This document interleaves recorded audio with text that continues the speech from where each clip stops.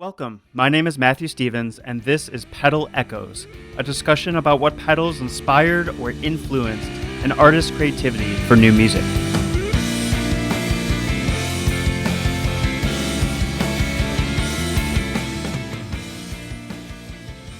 My discussion with Dustin Martin from Chicago band The Flips happened in the evening of September 15th, 2020. Dustin Martin is the lead guitarist of The Flips, a Chicago-based band that formed in 2010, fronted by Nick Sintos. The band has released 2 full-length records, 3 EPs, and a split over the last decade. This is episode 6. I am speaking with Dustin Martin of the Chicago-based band The Flips. Welcome to Pedal Echoes. Thank you for having me. Thanks for being here.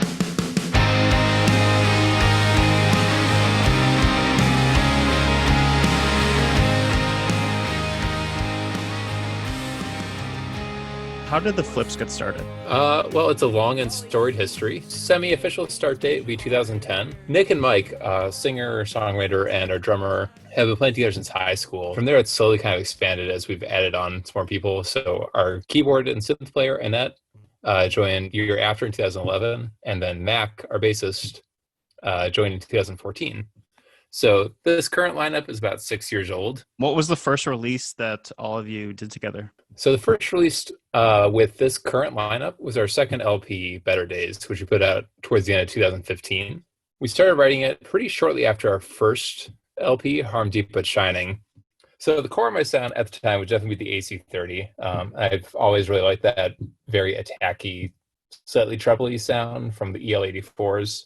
That's sort of Britishy crunch. A lot of that EP was done by layering gain sounds. So both Nick and I would layer our guitar parts a couple times with different tones. So one pedal they used a lot was my Timmy overdrive, which is still on my pedal board. And I would use that a lot for sort of light crunch, medium overdrive sounds.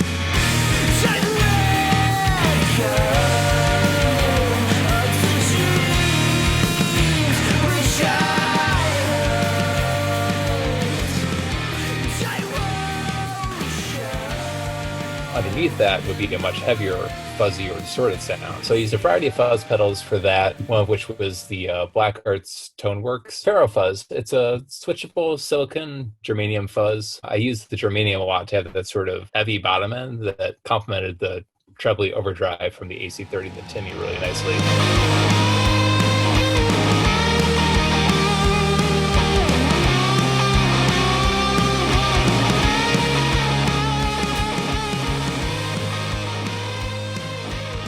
And during the same time, I also brought in what's now my current main fuzz pedal, which is a spready lunar module.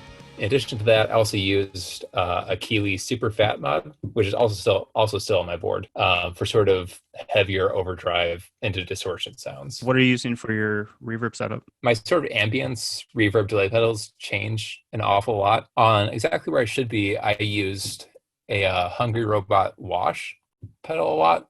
And that's kind of a big part of our sound, is switching from that heavy guitar sound to like almost a shoegazy feel.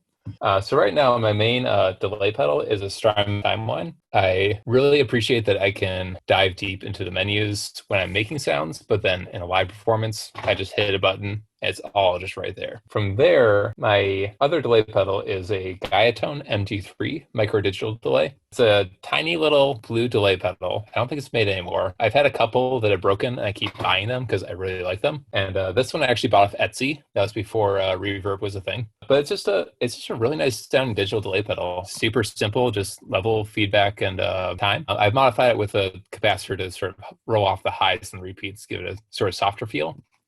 But there's just something about the way it works with my guitar, my amp, that I can't take it off my board.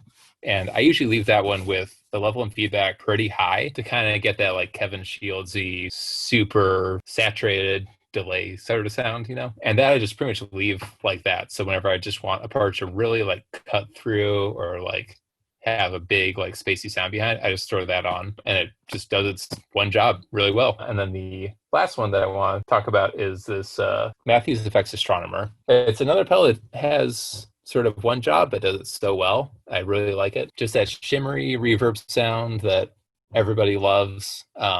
It just takes me straight back to listening to like the Joshua Tree and all his sort of Brian Eno-y sounds. And I really like that it has 2 separate channels So I can have one sort of dialed in for sort of a plate, shorter reverb with a lot of shimmer on it.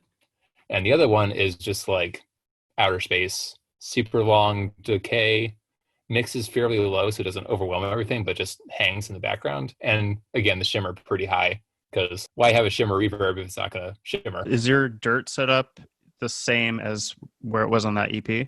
For the most part, I'm using the Keeley much more now for like heavier sounds, but I really like it because it's very transparent. So all of the characteristics of the guitar, like that trebly clang and the mid range of the amp, are preserved. It doesn't take it and sort of just make it sound like its own thing. It just takes your guitar and makes it much more distorted. I used to have a great Walrus Audio Mayflower transparent overdrive that I loved. I love that one. I used that one, the Mayflower, on our split EP with Pelafina. That was my main overdrive for that one. Actually, very similar to the Timmy overdrive they have now with the bass and treble controls. Awesome. Well, thank you for joining me on Pedal Echoes today. Yeah, thank you for having me. It's a lot of fun. For more information on the Flips, please visit theflips.bandcamp.com. Exactly Where I Should Be, as well as the recently released EP of reimagined songs, Chachi, are available now. Off of the EP Exactly Where I Should Be, this is What's the Plan? Please subscribe to this channel. It goes a long way.